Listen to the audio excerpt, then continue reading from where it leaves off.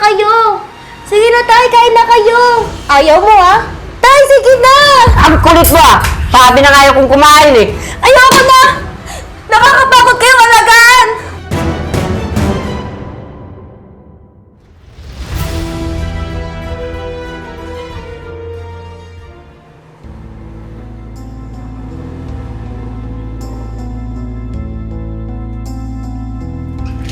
Rose, pasok ka. Ano po, Tay? Magandang araw po. Sabihin nyo na lang sa kanya kung may kailangan kayo, Tay. Tay, kamusta po kayo? Ako nga po pala si Rose. Anak, pwede pang huwag ka munang pumasok. Hay, si tatay talaga.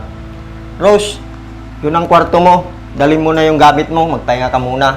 Sige po, kuya. Tay, hindi po pwede. Paano tayo lalamon kung hindi ako magtatrabaho? Di ba sapat naman ang pinapadala na Ate Ruby mo sa atin? Tay, yung pinapadala ni Ate Ruby, para lang yun sa gastusin natin dito sa bahay. Paano tayo kakain? Gamot mo pa. Tapos, pangbayad pa natin sa katulong. Puro ka na lang trabaho, anak. Ang ate mo, di man lang ako maalalang tawagan. Tay, maraming ginagawa si ate. 3 yung inaalagaan niya sa ibang bansa.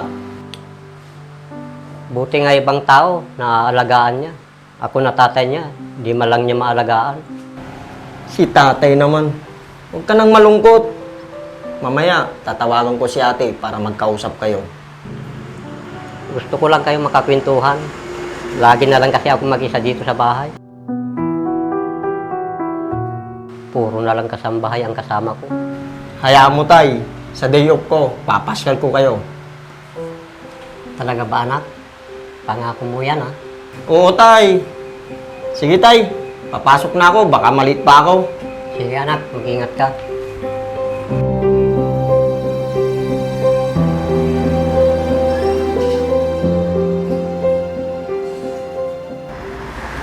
Bakit ba kulit mo? Tay, kailangan niyo pong kumain. Bakit? Anong nangyayari dito? Kuya, si Tatay Romeo po kasi ayaw kumain. Hindi po siya pwedeng uminom ng gamot pag walang laman yung tiyan.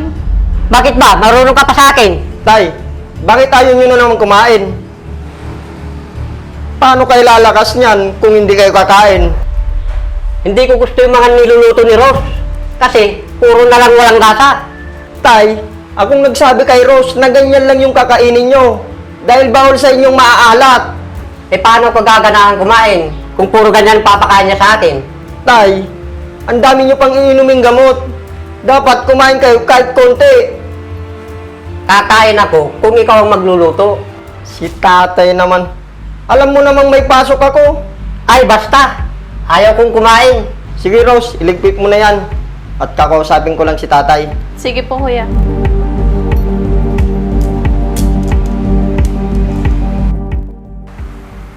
Tay, huwag naman masyadong matigas ang ulo nyo. Lahat na lang ng kasambahay na kinukuha ko, inaaway nyo, tay. Baka sa susunod yan, tay, wala na akong makukuhang mag-aalaga sa inyo. Ikaw na lang, anak. Di mo ba ako kayang alagaan? Tay naman, ilang beses na natin itong pinag-uusapan. Paano na lang yung trabaho ko, tay, kung dito lang ako sa bahay? Gusto nyo ba? Uwi si ate, dito na lang kami sa bahay. Paano na tayo? Saan tayo kukuha ng panggastos? Kagaya niyan, nagkagamot pa kayo. Anak, namimiss ko lang kayo ng ate mo. Si Ruby nga, mula nang umalis, hindi pa umuwi maski na isang beses. Tapos, ikaw na lagi kong kasama dito sa bahay. Lagi ka namang wala. Tay, ginagawa namin ito ni ate para din sa inyo. Anak, Taga tay, tumatawag yung boss ko. Mag-usap na lang tayo bukas pag uwi ko. Hello, boss?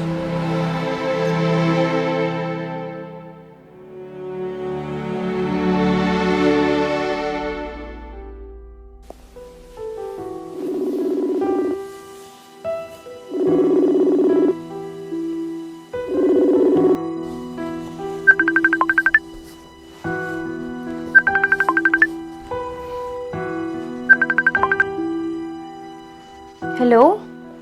Ate, kumusta na? Marami ka bang ginagawa ngayon? Oo, hindi na nga ako makapag-day off. Kumusta na pala si tatay? Ganun ba? Ayos lang naman siya. Medyo nagtatampo lang. Kasi di ka na daw tumatawag sa kanya. Ipaliwanag mo na lang kay tatay. Gustuhin ko man na laging tumawag, kaya lang hindi pwede. Di ka ba pwedeng magbakasyon dito sa Pinas ate? Kahit isang buwan lang?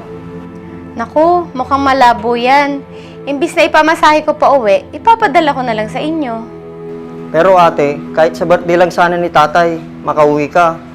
Para mapasaya natin siya. Susubukan ko pero ayoko mangako. O sige na, baka hinahanap na kasi ako ng amo ko.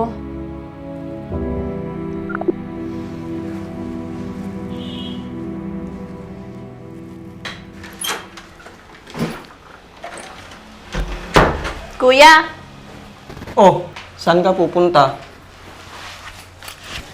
kuya, magpapaalam na po sana ako. Hindi ko na po kasi kayang tagalan si Tate Romeo. Ganun ba?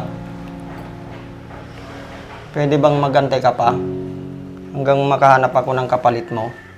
Ang hirap po kasi talagang pakisamaan ng tatay nyo. Lagi po siyang galit at ayaw niya pong inumin yung mga gamot niya. Pati po sa pagkain, lagi niya pong tinatapon. Hay nako, hindi ko na alam ang gagawin ko kay tatay. Kung ako po sa inyo, kuya, kausapin niyo po yung kapatid niyo para alam niyo po ang dapat gawin kay Tate Romeo. Nako, si ate, laging abala yun. Kaya hindi rin basta matawagan. Kuya, bakit hindi mo subukan na ipasok si tatay sa mga nangangalaga sa may mga edad na? Nako Rose, naisip ko na rin yan dati. Pero baka mas malungkot si tatay doon. Pero 'di ba kuya, kapag nandun siya, mas maaalagaan siya. At isa pa, kahit hindi siya kumain, hindi siya manlalambot at may titingin sa kanya. Siguro, kapag wala na akong nahanap na kapalit mo, sa ako yan pag-isipan. Nagiging pabigat na pala ako sa mga anak ko. Gusto ko lang naman silang makasama.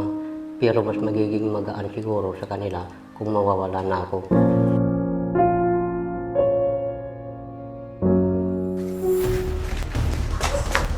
Kuya! Kuya! Kuya! Si Tate Romeo po! Bakit? Anong nangyari? Kuya, kanina ko pa po siya hinahanap. Tinignan ko na po sa labas pero hindi ko po makita. Ano ba yan? Kailan mo huling nakita si tatay? Kanina po, pinakain ko po siya ng almusal. Nagtaka nga po ako, hindi na po siya nakipagtalo sa akin. Nung maglalaban na po sana ako sa likod, kuya. Tapos nung papakainin ko po ng tanghalian, bigla pong nawala. Sinubukan mo na bang magtanong sa mga kapitbahay? Opo, kuya. Tinanong ko na po sa kanila, pero hindi daw po nila nakita si Tate Romeo.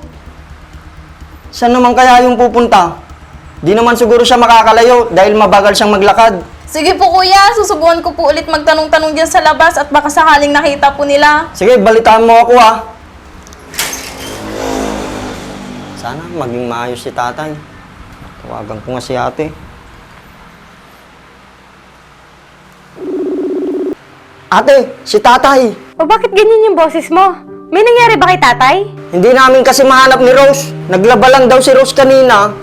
Pagbalik niya, wala na. Saan naman kaya pupunta si tatay? Pumunta ka kaya ng barangay para matulungan ka nilang hanapin? Kuya, kuya! Teka ate, andito na si Rose. O sige, tawagan niyo ako mamaya Sana mahanap niyo na si tatay. Balitaan na lang kita mamaya. Kuya, may nagsabi pong may nasagasaan pong matanda kanina. Ha? Ano daw itsura? Sa pagkakwento niya po, parang si Tatay Romeo po yung tinutukoy niya. Tay, sana naman. Hindi totoo yung inisip ko. Tara po kuya, puntahan na lang natin para makasigurado tayo. Tara, punta na natin! Boss, alam mo ba kung saan banda yung nasagasaan kanina? Bakit po? Ano nyo ba yung nasigasaan kanina? Tatay ko po. Ay, ganun ho ba?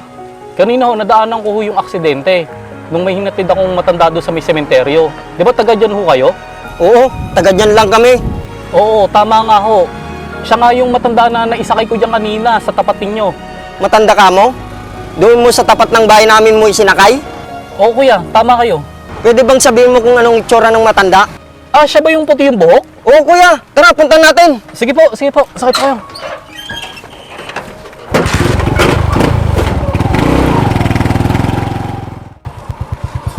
Yan, diyan ko hinatid. Sige kuya, pahintay na lang ha. Sige.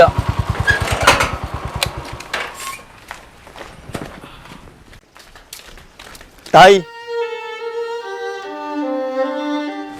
sobrang nag-alala ako sa inyo. Bakit umalis kayo nang hindi nagpapaalam? Anak, namimiss ko na ang nanay mo. Pagkaramdam ko tuloy, malapit ko na siya makasama.